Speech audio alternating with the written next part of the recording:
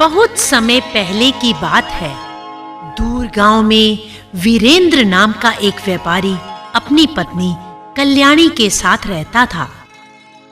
वह बहुत अमीर भी था और दयालु भी। उसके घर मेहमानों का तांता लगा रहता था और वह सभी की खूब आवभगत भी करता था। परंतु एक बार उसे व्यापार में एक बहुत बड़ा घाटा उठाना पड़ा। वह पूरी तरह से कंगाल हो गया। अब तो कोई उसके यहाँ आता भी नहीं था। उसके दोस्तों ने भी उससे मुंह फेर लिया था। हाँ भाई, अब तो मेरे घर में कोई नहीं आता, ना कोई मेहमान, ना कोई दोस्त। पर इसमें उनका भी क्या दोष? अगर अब वो यहाँ आए भी तो मैं उन्हें दे ही क्या सकता हूँ। पर जब मेरे पास धन था, क्या नहीं किया मैंने। अरे मेरी शराफत, दयालुता, मेहमानों के प्रति सत्कार सब व्यर्थ हो गया। बिना धन के किसी की क्या दशा हो सकती है, ये अब मुझसे ज्यादा कोई नहीं जान सकता। मैं तो अब बेकार हूं। मुझे जीने का क्या अधिकार है? मेरा मर जाना ही बेहतर है। पर अब तो मुझे नींद आ रही है। सुबह देखेंगे क्या करना है।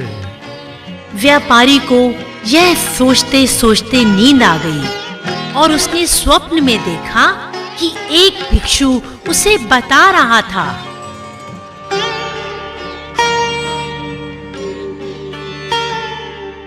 वत्स, तुम्हें इस तरह निराश होने की कोई जरूरत नहीं।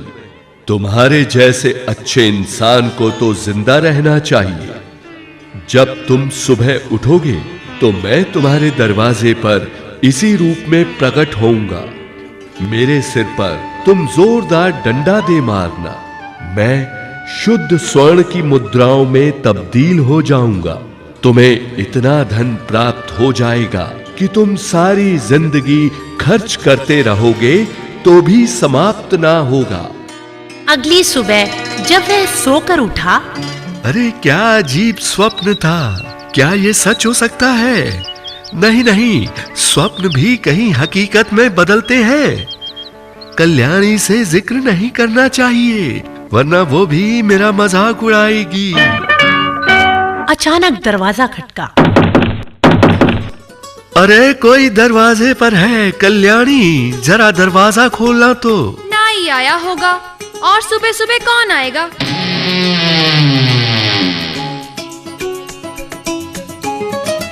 सचमुच नाई ही आया था। नाई ने वीरेंद्र की दाढ़ी बनानी शुरू ही की थी कि दरवाजा फिर खटका। ठहरो, फिर कोई दरवाजे पर है। अब की मैं ही इसे खोलता हूँ। जैसे ही दरवाजा खुला, सामने वही स्वप्न वाले भिक्षु को देख उसके मुंह से निकला, असंभव! ये तो वही भिक्षु महाराज हैं जिन्हें मैंने स्वप्न में देखा था। आइए श्रीमान, आपका स्वागत है। और फिर देखते ही देखते वीरेंद्र ने एक डंडा उठा लिया और उस भिक्षु के सिर पर दे मारा। भिक्षु सोने की मुद्राओं में तब्दील हो गया।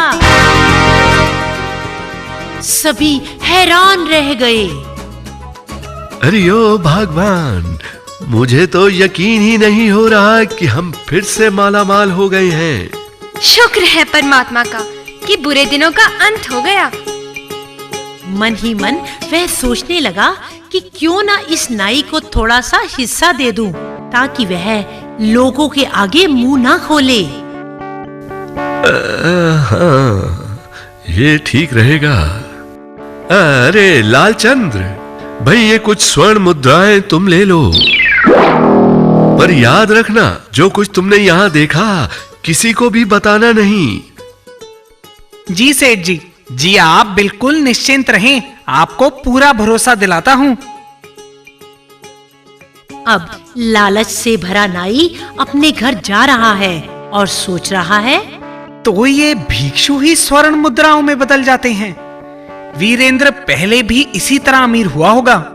अगले दिन लालचंद्र ने एक डंडा कटे हुए पेड़ से काटा और भिक्षुओं के मंदिर जा पहुंचा।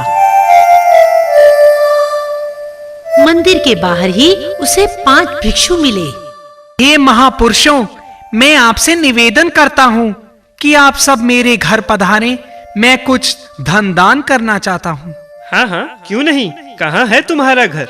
बस इस तरफ महाराज, आप चलिए तो सही। जैसे ही भिक्षु लालचंद्र के घर पहुंचे, लालचंद्र ने दरवाजा बंद कर लिया। अच्छा, कहाँ है वे धन? वो भी दिखाता हूँ।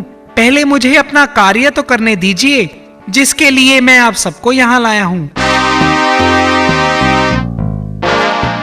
और लालचंद्र भिक्षुओं पर डंडे बरसाने लगा। बचाओ बचाओ, ये हमारी हत्या कर रहा है। अरे ये पागल है, कोई तो बचाओ बचाओ।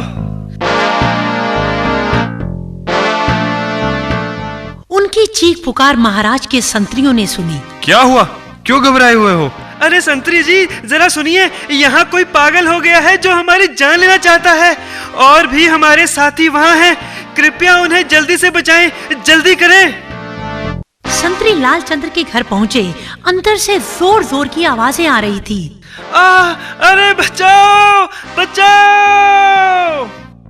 कमाल है, एक भी भिक्षु स्वर्ण मुद्राओं में नहीं बदला। मेरी सारी मेहनत बेकार गई। सिपाहियों ने लालचंद्र को पकड़ लिया। मुझे जाने दो। ये सब क्या है? यही तो हम जानना चाहते हैं। वे सिपाही उन्हें काजी के पास ले गए।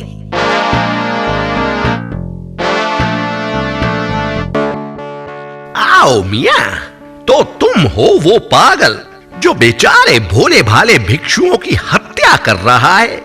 अरे भाई, तुमने ये सोच भी कैसे लिया कि हमारे जैसे काजी के होते हुए तुम ये सब कर सकते हो, हैं? अरे पागल, उन बेचारे भिक्षुओं ने भला तुम्हारा क्या बिगाड़ा था कि तुम उनकी जान के दुश्मन बन बैठे? परंतु मुझे भी तो अमीर बनना है, और मैं करता भी तो क्या। उसने काजी को सब कुछ विस्तार पूर्वक बता दिया।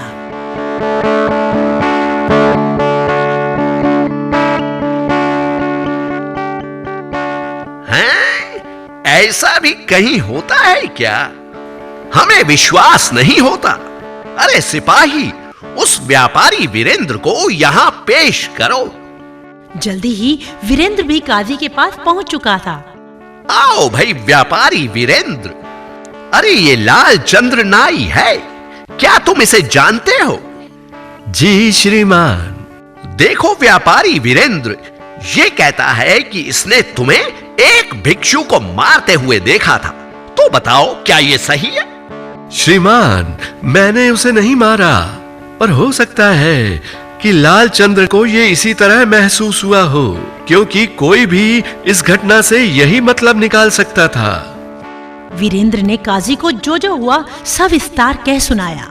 ओह, तभी मेरे वाला कोई भी भिक्षु स्वर्ण मुद्राओं में नहीं बदला। ओह, मैं भी कितना मूर्ख हूँ, बिना सोचे समझे ऐसा कदम उठा बैठा। अरे नाई लालचंद्र, अरे हम कोई ऐसे वैसे काजी नहीं हैं। अरे तुम हमें जानते नहीं हो, हम बहुत सख्ती वाले काजी हैं। तो नाई लालचंद्र, तुम मूर्ख ही नहीं महामूर्ख हो। तुम्हें तुम्हारे किए की सजा तो भुगतनी पड़ेगी। सिपाहियों, डाल दो इस बेवकूफ को सलाखों के पीछे। आखिर हम कोई ऐसे वैसे काजी नहीं है।